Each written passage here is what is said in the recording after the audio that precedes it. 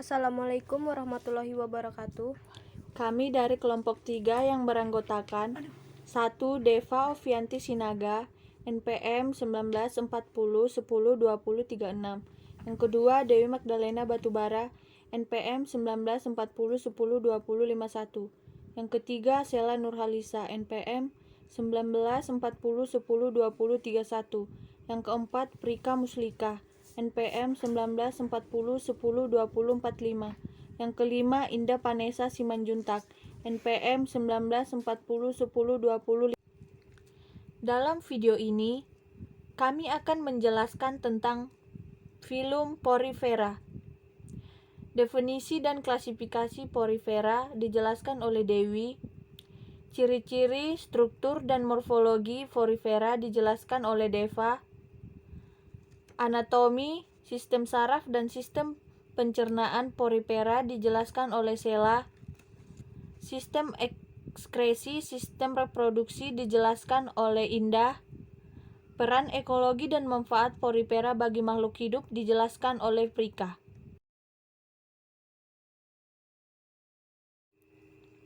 Saya Dewi Magdalena Batubara, MPM 1940102051. Di sini saya akan menjelaskan definisi porifera. Porifera merupakan salah satu kelas dari invertebrata atau hewan tidak bertulang belakang. Porifera adalah hewan yang pada permukaan tubuhnya berpori. Fungsi pori sebagai saluran keluar masuknya air yang mengandung bahan makanan ke dalam rongga tubuh. Porifera merupakan hewan bersel banyak atau metazoa yang paling sederhana atau primitif. Karena sel-sel cenderung bekerja sendiri-sendiri dan belum terorganisir dengan baik serta belum mempunyai organ atau jaringan sejati, merupakan hewan multiseluler, tapi belum mempunyai jaringan, organ dan sistem organ. Gerakannya sangat kecil dan hidupnya bersifat menetap. Biasanya porifera terdapat pada perairan jernih, dangkal, dan menempel pada substrat. Klasifikasi porifera. Menurut Suwarni 2008, berdasarkan jenis spikulanya, sponge terbagi atas 3 kelas, yaitu 1. Kelas Calcarea.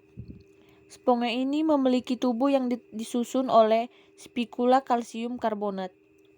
Bentuk saluran air beragam termasuk acconoid, siccanoid, dan leuconoid. Spikulanya ada yang lurus, tapi ada juga yang terdiri dari 3-4 kaitan atau rai. Umumnya Calcareous lebih kecil dengan Choanochites yang besar. Contoh Leucoselenia, Clatrina, Cipa, dan Leucandra. Yang kedua, kelas Hexatinellida atau Hyalospongidae. Kadang disebut sponge kaca, dengan spikula silika yang berujung atau rai 6, biasanya didapatkan pada kedalaman yang tinggi. Beberapa di antaranya melekat pada substrat dengan bantuan batang semu atau stalk. Osculum biasanya besar, ukuran panjang tubuh berkisar dari 7 cm hingga lebih 1 meter. Tipe saluran air umumnya siconoid dan leuconoid. Contohnya Eupletella. Yang ketiga, kelas Hexatinellida atau Hyalospongidae. Kelas ini merupakan kelas terbesar yang meliputi hampir 95% dari seluruh jenis sponge. Tapi saluran air umumnya leuconoid dan hidup di laut, kecuali hanya satu famili yang hidup di air tawar, yaitu Spongilidae. Spikula tersusun dari unsur silika, tetapi berbeda dengan sponge kaca. Kelas ini tidak mempunyai 6 rai. Skeleton dapat pula disusun dari silika dan sponging, atau hanya sponging saja.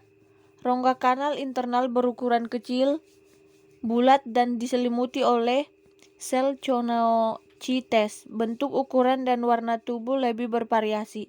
Contohnya Halichlona, Pterosia, Hextospongia. Baiklah, saya Deva Ovianti Sinaga, NPM 1940102036. Di sini saya akan melanjutkan materi dari sebelumnya. Ciri-ciri porifera. bersel banyak, atau metazoa yang paling sederhana atau primitif. Sebagian besar hidup di laut yang dangkal pada kedalaman sekitar 3,5 meter. Bentuk tubuh porifera menyerupai vas bunga serta melekat di dasar perairan.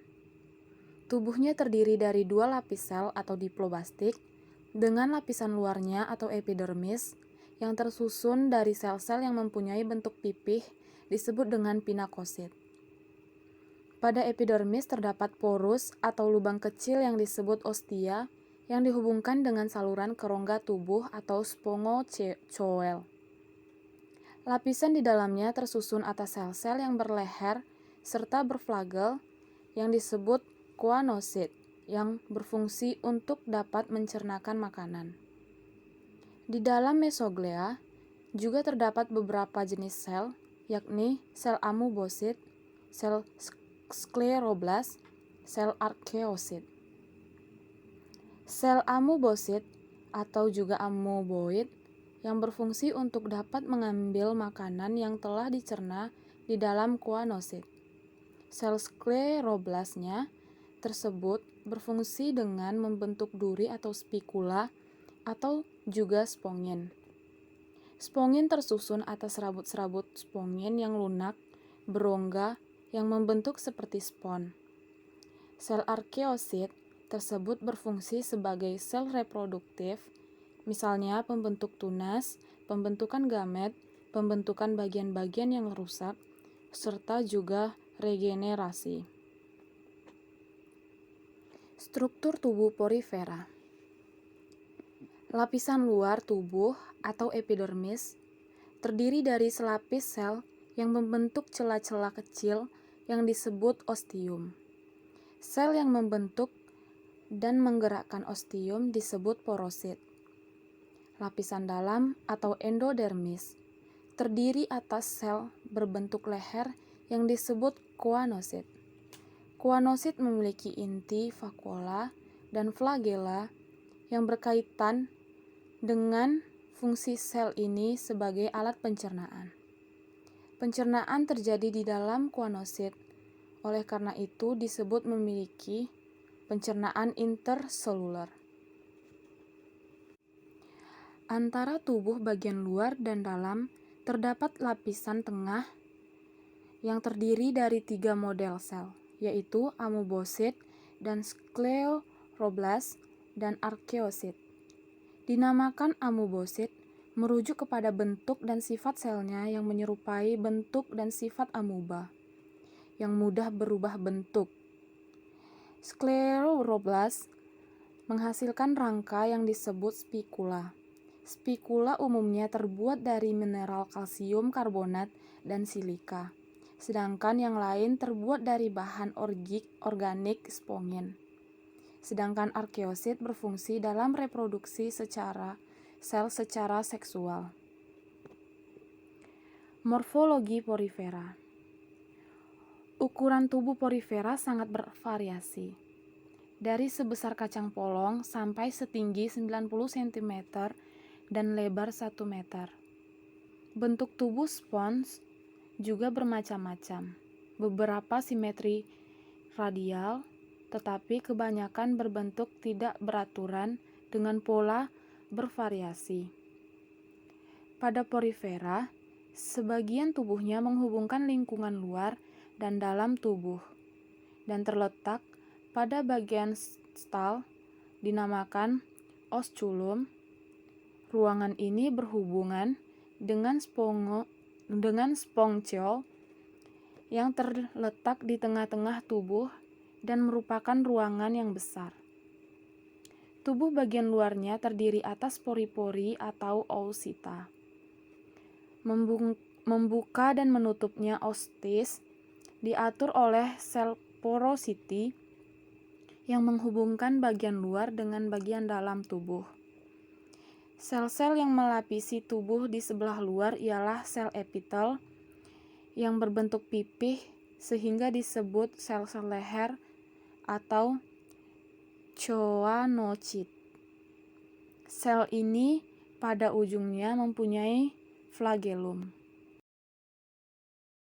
Saya Sel Nurhalisa, NPM 1940102031. Di sini saya akan melanjutkan materi sebelumnya, yaitu anatomi porifera. Tubuh spons sendiri memiliki tekstur yang tersusun dari fibril kolagen pada bagian mesofil. Serat spongin yang ditemukan pada beberapa ordo Demospongiae dan komponen skeleton anorganik seperti kalsium karbonat pada Calcarea atau silika pada Hecactinellida, Demospongiae, dan Homo scleromorpha. Komponen penyusun skeleton anorganik ditunjukkan dengan adanya spikula yang bentuknya ada yang terpisah, bergabung, saling menyambung seperti ditunjukkan pada gambar di bawah ini. Selanjutnya, sistem syaraf porifera. Kelompok porifera ini belum mempunyai sistem saraf, tetapi apabila mendapatkan rangsang yang berupa sentuhan, terutama pada daerah osculum, maka rangsang tersebut akan diteruskan dari sel ke sel secara lambat. Tetapi untuk sistem pencernaannya masih sangat sederhana dan berlangsung secara intrasel. Gerakannya seperti pada aliran air. Air yang membawa makanan biasanya berupa plankton dan oksigen yang terlarut. Makanan tersebut ditangkap oleh sel leher, kemudian dicerna dalam vakula, dan sari-sarinya akan diangkut oleh sel-sel amoebosit dan diedarkan ke seluruh tubuh. Sedangkan sisa makanannya dikeluarkan melalui sel leher ke dalam air melalui spons osol. Porifera mempunyai ciri khusus berupa tubuh yang berpori-pori mikroskopis. Dalam fase hidupnya, porifera mengalami dua bentuk kehidupan, yaitu hidup berenang bebas atau polip dan hidup menetap atau sesil. Bentuk polip terjadi pada fase larva, sedangkan bentuk sesil terjadi pada fase dewasa. Adapun sistem pencernaan porifera. Pencernaan makanannya pada porifera adalah intraseluler. Intraseluler merupakan pencernaan makanan yang terjadi di tingkat sel atau di dalam sel. Proses ini diawali dari masuknya air melalui pori-pori tubuh porifera atau ostium. Selanjutnya, air akan masuk ke dalam tubuh bersamaan dengan plankton dan bakteri yang menjadi sumber makanannya. Melalui mikrofili yang terdapat pada sel keanosit, lapisan endodermis porifera, plankton dan bakteri akan tersaring. Sel amoeboid memiliki tugas untuk mengedarkan hasil tangkapan tersebut ke seluruh tubuh porifera. Air-air yang masuk bersamaan dengan makanan akan kembali dibuang melalui lubang yang berada di pusat tubuhnya, yaitu osculum. Perkenalkan, nama saya Indah Vanessa Simanjuntak, NPM 1940102052. Di sini saya akan melanjutkan materi dari sela. Sistem ekskresi porifera. 1. Pengeluaran sisa metabolisme berlangsung secara difusi dari sel tubuh ke epidermis, lalu dari epidermis ke lingkungan hidupnya yang berair. 2. Porifera mempunyai sistem saluran air yang berfungsi untuk memasukkan dan mengeluarkan air yang mengandung zat makanan, oksigen, dan sisa metabolisme. Menurut saluran airnya, porifera dibedakan menjadi 3 tipe, yaitu akson, sikon, dan leukon atau rogon. Sistem reproduksi porifera. Porifera tersebut berkembang biak dengan secara aseksual serta seksual. 1. Reproduksi aseksual. Reproduksi aseksual porifera dengan cara pembentukan tunas atau buding. Tunas tersebut yang dihasilkan kemudian memisahkan diri dari induknya serta hidup sebagai individu baru, atau juga tetap menempel pada induknya sehingga akan menambah jumlah bagian-bagian dari kelompok porifera tersebut. 2. Reproduksi seksual. Reproduksi seksual tersebut berlangsung dengan persatuan antara sel telur serta juga spermatozoid yang akan menghasilkan yang namanya zigot. Selanjutnya akan berkembang menjadi larva yang berflagel. Larva itu bisa berenang serta keluar dengan melalui oskulum. Jika menemukan tempat yang seksual, larva tersebut maka akan menempel, kemudian tumbuh menjadi porifera yang baru.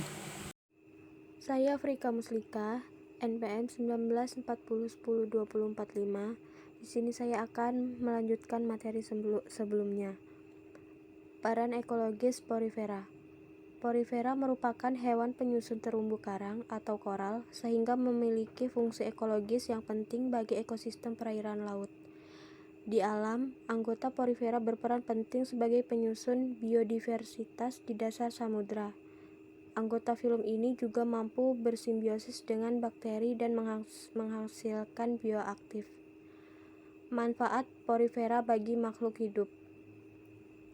Menjadi makanan untuk hewan yang hidup di laut, menjadi sebuah bentuk sarana untuk melakukan kamuflasi dari berbagai macam hewan laut, menjadi sebuah bentuk dari hiasan akuarium, menjadi sebuah bentuk alat untuk melakukan penggosokan dari alat mandi, dan juga pencuci. Porifera akan memiliki kemampuan untuk menjadi obat kontrasepsi sebagai sebuah bentuk obat yang akan menyembuhkan dari penyakit kanker. Itu tadi penjelasan materi dari kelompok kami. Bila ada salah kata dan pengucapan, mohon dimaafkan. Sekian dari kelompok kami. Wassalamualaikum warahmatullahi wabarakatuh.